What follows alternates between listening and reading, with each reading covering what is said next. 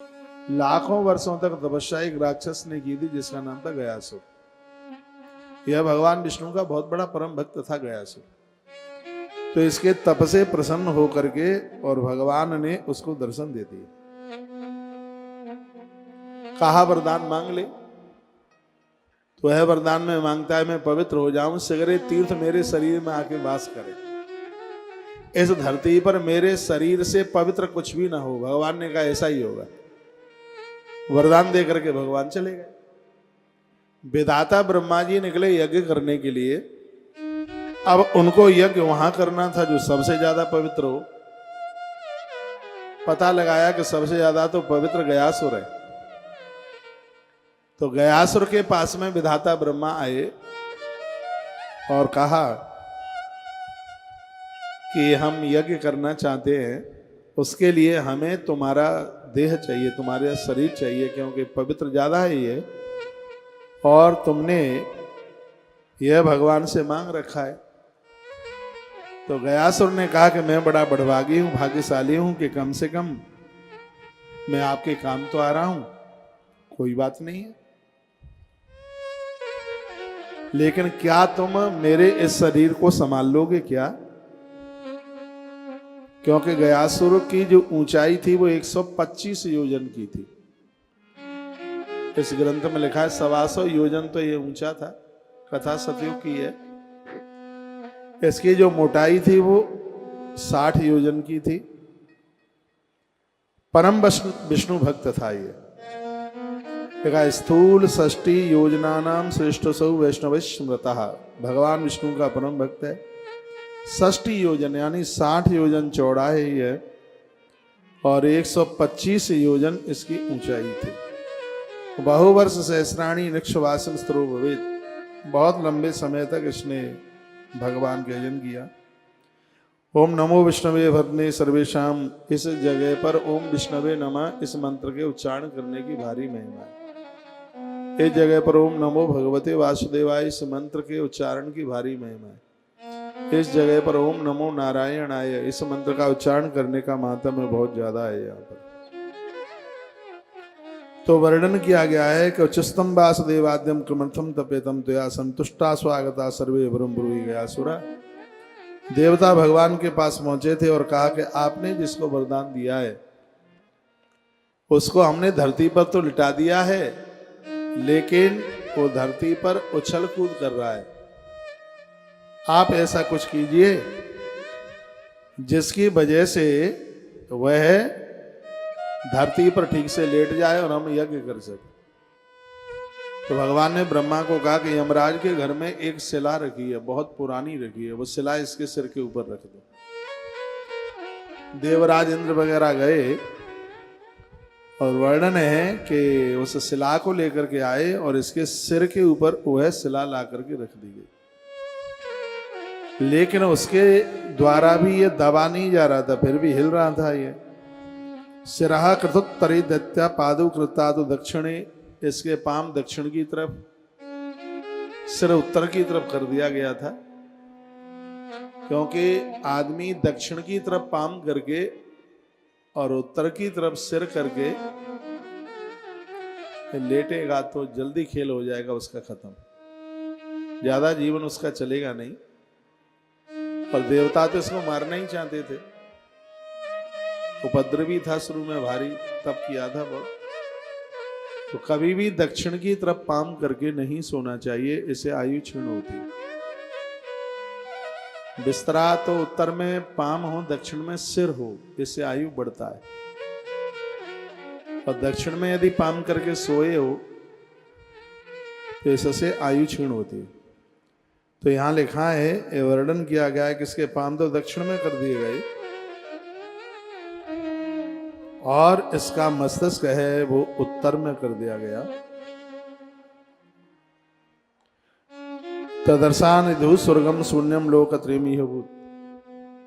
इतना पवित्र यह हो गया था कि इसके दर्शन करके लोग सीधे स्वर्ग जा रहे थे।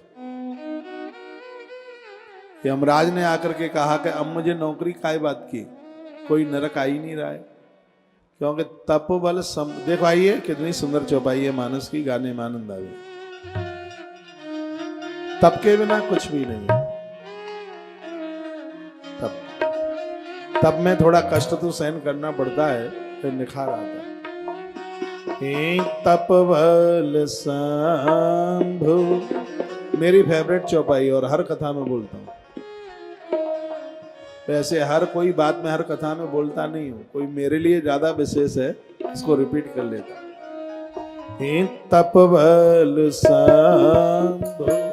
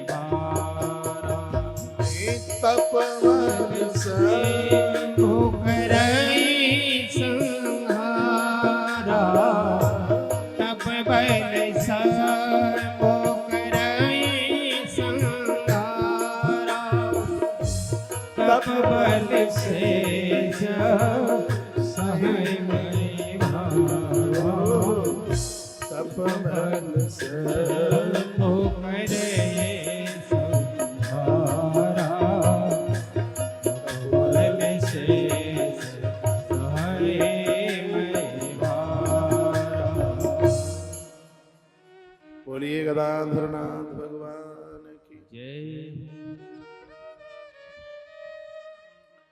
तपबल सम्मुखरे संहार, भगवान तपस्या के द्वारा ही सृष्टि का उद्धार शेष तप के ही प्रभाव से धरती को अपने सिर के ऊपर टिके। तप की बड़ी महिमा है। यह है असुर है, लेकिन तप के प्रभाव से इतना पवित्र हो गया था कि नरक बंद, लोग गयासुर का मुख देख ले और सीधे स्वर्ग जाए। यमराज ने कहा प्रभु अब नौकरी करके करूंगा क्या, देखो खाली पड़ा, यहां तो कोई आता ही नहीं, क्योंकि ये सब वरदान आपने दे दिया। तब गयासुर के पास में देवता लोग आए थे। गयासुर लेटा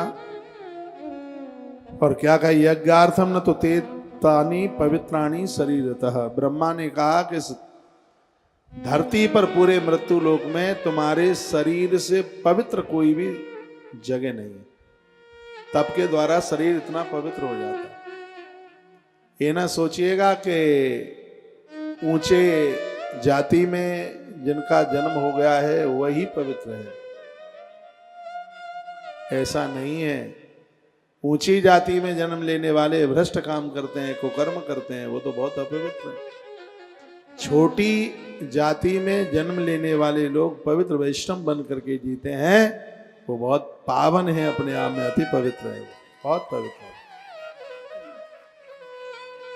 निशाचर था, तप इतना किया, तीर्थ से भी ज्यादा पवित्र इसका शरीर हो गया था। यहां लिखा हुआ है, इतना पवित्र इसका शरीर। लिखा है यज्ञार्थम न तो ते तानी पवित्राणी शरीरतः। इसके शरीर से पवित्र यज्ञ के लिए कोई स्थान ही नहीं था।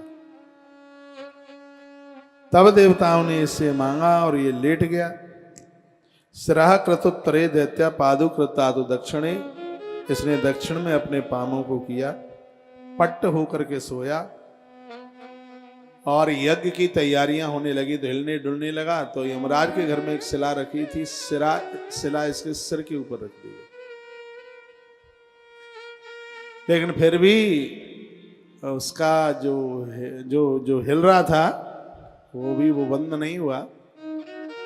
बताते हैं कि यहाँ कई देवता उस शिला के ऊपर आकर के विराजित हुए, तो भी इसका हिलना बंद नहीं हुआ और आप सुन नहीं रहे। फिर ब्रह्मा जी ने भगवान नारायण से जाकर के प्रार्थना करी, यज्ञ होना बड़ा मुश्किल है क्योंकि वो हिलने से बंद नहीं है, उस समय भगवान नारायण आए, खड़े हो गए और अपनी भारी सी गदा उस शिला के ऊपर रख दी। तब ये आराम से सैकड़ों साल तक लेटा रहा और यही भगवान का एक नाम हो गया। बोलिए गदाधरनाथ भगवान की जय। भगवान स्वयं शिला के ऊपर खड़े हुए और अपनी गदा रख दी वहां। विधाता ब्रह्मा ने भगवान का नाम संस्कार किया और यही भगवान का नाम हुआ गदाधर। ऐसा भगवान अब से ग्रंथ में लिखा है। उस यज्ञ के लिए ब्राह्मणों की आवश्यकता थी, क्योंकि 4 के बिना तो यज्ञ पूरा ही नहीं होगा। यज्ञ में ब्राह्मण नहीं होगा, वेद नहीं होगा, अग्नि नहीं होगी और घी नहीं होगा तो यज्ञ पूरा ही नहीं होगा। क्योंकि घृत के बिना आहुतियां दैत्यों के मुख में जाती हैं, देवताओं के मुंह में जाती नहीं। कितना भी बड़ा यज्ञ हो, बस वो सिर्फ अकेली सामग्री स्वाहा स्वाहा स्वाहा, ये देवताओं के मुख में सामग्री जाती ही नहीं। धुआं वाली आग में आहुति डालते वो भी देवताओं को स्वीकार नहीं होती। वेद के मंत्र न उच्चारित हो तो भी आहुतियां देवताओं के मुख में नहीं जाती, और ब्राह्मण के मुख से आहुतियां उच्चारित न हो तो भी आहुति भगवान के मुख में नहीं जाती। तो यह आहुति परमात्मा के मुख में जाए उसके लिए 4 का होना जरूरी है। वेद चाहिए, ब्राह्मण चाहिए, अग्नि चाहिए और घृत चाहिए। तो घी के लिए गाय चाहिए, मंत्र के लिए ब्राह्मण चाहिए, अग्नि चाहिए, तब यह यज्ञ कहीं पूरा हुआ। वेद चाहिए, वेद की रक्षा के लिए ब्राह्मण की आवश्यकता है। तो विधाता ब्रह्मा ने उस समय कुछ ब्राह्मण बना करके तैयार किए। उनके नाम यहां पर लिखा हुआ है। श्वेतम स्मालम दमनम सहोद्रम कंकमेव च लोकाक्षम महाबाहुम जयगीशभ्यम तथैव च। ये तो महात्मा पूर्व के थे, वो आए थे। गर्गः कौशिक वासिष्ठो, हमारा भी पुरख आया था कौशिक। गर्गः कौशिक वासिष्ठो मुनिम भार्गवमव्यम वृद्धम पाराशरम कंडम माडव्यम श्रुत केवलम श्वेतम सुमालम दमनम सहोत्रम कंकमेव च लोकाक्षम च महाबाहु जयगी सभ्यम तथैव च। जो इस धरती के श्रेष्ठ महात्मा थे, महापुरुष थे, वो सब चलकर इस यज्ञ में आए। ब्रह्मा जी ने कुछ ब्राह्मणों की रचना करी। लिखा है पहला ब्राह्मण बनाया, उसका नाम था अग्नि शर्मा। आज गया जी में जितने ब्राह्मण हैं वो इन्हीं ब्राह्मणों के वंशधर हैं, जिनका नाम इस ग्रंथ में लिखा हुआ है। अग्नि शर्मापि पंचाग्नि मुखान देता नथा सृजत दक्षिणाग्निम गार्पत्या वनिभ्यो तपोभ्यः संभाव सभ्यो देवर्षे तेषु यज्ञ प्रतिष्ठिता यज्ञस्य प्रतिष्ठार्थं विप्रेभ्यो दक्षिणाम ददौ हुत्वा पूर्णाहुतिम ब्रह्मा स्नातुम चावृतेन तु। 100 साल तक चलने वाला यज्ञ, इस यज्ञ की पूर्णाहुति है वो इन्हीं ब्राह्मणों ने कराई। इसमें जो ज्येष्ठ ब्राह्मण था उसका नाम था अग्नि शर्मा। इस यज्ञ में इसी के द्वारा अग्नि को प्रकट किया गया था। तो इन ब्राह्मणों ने बड़ी श्रद्धा के साथ में इस यज्ञ को बड़ा सुंदर रूप दिया, इसको पूरा कराया। जब यज्ञ पूरा हो गया तब भगवान ने, गदाधर ने गयासुर को वरदान देने के लिए कहा तू वरदान मांग ले, तू आज हमसे जो मांगेगा हम तुझे वही दे देंगे, तू बस मांग ले। तुझे क्या चाहिए? तूने मांगा नहीं कि हमने दिया नहीं। तो कहता है कि गया के 5 कोस में, गया जी के 5 कोस में 16 तिथियों में किसी का भूल के चरण भी पड़ जाए तो उसके पूर्वजों का उद्धार हो जाए, इसने पहला वरदान। गया का जो 5 कोस है, 5 कोस का मतलब होता है 16.5 किलोमीटर। आज की भाषा में तो 15 किलोमीटर होता है, लेकिन पुराने गणित के तौर पर इतना होता है। तो 16.5 किलोमीटर ऐसे, 16.5 किलोमीटर ऐसे, 16.5 किलोमीटर ऐसे, 16.5 किलोमीटर ऐसे, इतने क्षेत्र में भगवान यदि कोई अपने चरण भी, अपना पाम भी डाल दे इन 16 तिथियों में, उसका उद्धार, उसका आत्मकल्याण, उसके पुरखे नाचने लगे। उसके पुरखों का उद्धार हो जाए, ये मुझे दे दो। तन मध्य सर्व तीर्थानि प्रक्षितम हितम नडाम, जगत के कल्याण के लिए पूरी धरती के जितने तीर्थ हैं 16 दिन इस स्थान पर आकर के रहे। 68 करोड़ तीर्थ 16 दिन श्री गया जी में रहते हैं। इसमें लिखा है, इसमें यह वायु पुराण है। 68 करोड़ तीर्थ, ये तो वो है लिस्ट वाले तीर्थ हैं ग्रंथों में जिसका वर्णन है। ये गयासुर ने मांगा है। इन 16 दिनों में ये सगरे तीर्थ यहां रहे। आगे मांगा श्राद्धम सब पिंडकम येषाम ब्रह्म लोकम प्रयांतुते, जो अपने पूर्वजों के लिए श्राद्ध करे वो पुरखे तो ब्रह्मलोक जावे ही, लेकिन जो श्राद्ध करके गया है समय आने पर वो भी ब्रह्मलोक जावे। ये मुझे मांगे वरदान दे। इसलिए मैंने बहुत बार कहा है, जो गया जी की यात्रा करेगा अपने पुरखों को तारने के लिए, तुम्हारे लिए भले ही कोई ना आवे, आप गया जी आ गए हैं तो आप तो मुक्त हो ही गए, क्योंकि गयासुर ने मांगा। ये गयासुर ने यह मांगा। फिर गयासुर ने कहा कि स्नान आदि तर्पणम कृत्वा पिंडदान फलादिकम, पूरी दुनिया जहां तक उसका विस्तार है, तो कहा कि 16 दिन में गया से बढ़कर स्नान दान तर्पण पिंडदान, इससे बढ़कर के फल कहीं भी ना हो, सबसे ज्यादा फल यहां पर हो। और फिर अगली बात क्या कही? अगली बात इसने मांगा है, गदाधरा यादुष्टा प्रोचम सारधा गयासुरम। ये गयासुर प्रभु आपसे वरदान मांगता है, जब तक आकाश में चंद्रमा सूर्य तारे, और कहा दिया गया है कि जब तक भगवान महादेव रहे तब तक गदाधर गया जी में रहे। तो महादेव तो कभी समाप्त होंगे नहीं, वो अनादि और अनंत हैं। महादेव कभी समाप्त नहीं होंगे तो ये गया धाम भी कभी लुप्त नहीं होगा, प्रलय में भी ये समाप्त नहीं होगा। गयासुर ने मांगा है और कहा कि जब तक महादेव हैं तब तक गदाधर इस शिला के ऊपर खड़े हुए होंगे, तब तक आप जाएंगे नहीं। भगवान ने उसके लिए हाँ किया। नेमिसम पुष्करम गंगा प्रयागमा शस्त मुक्तिकम, मैंने सुना है उसने तीर्थों का ये नाम लेने लगा। वो कहने लगा ये जितने भी पिंड और तर्पण की जो भी कोई जगह होती होंगी, सबसे श्रेष्ठ प्रभु ये स्थान होवे, ये हम आपसे मांगना चाहते हैं। भगवान ने कहा ऐसा ही होगा। फिर इसने कहा एक वरदान और दे दो। वो वरदान ये है कि इस भूमि को पहले राजा गय के नाम से जाना गया था, लेकिन आज से यह भूमि मेरे नाम से जानी जाए। पहले इसका नाम था गय तीर्थ था, पहले इस ग्रंथ के अंतर्गत इसका नाम गय धाम था, लेकिन जब से सासुर की पीठ के ऊपर तप किया गया और जब इसने वरदान मांगा तब से इसका नाम हो गया गया धाम। तब से ये श्री गया जी हो गया। जो यहाँ आया वो तो समय आने पर वहीं गया, इसमें कोई संशय वाली बात नहीं है। इसमें बड़ी अद्भुत बातें कही गई। और फिर कहा इसने जो भी कुछ मांगा, जो भी ब्राह्मण यहाँ पूजा पाठ करें उनके पूर्वजों का स्वतः ही कल्याण हो। वैसे यहाँ के लोगों को ज्यादा पता होगा, वैसे ग्रंथ ये कहते हैं कि गया की धरती पर जन्म लेने वाला जो भी कोई स्त्री पुरुष है, उसके पुरखों के लिए कोई पिंडदान तर्पण करना नहीं पड़ता, वो अपने आप मुक्त होते हैं। ऐसा वर्णन, क्या बहुत कमाल की बात। यहाँ जो जन्मा, यहाँ जो रहे,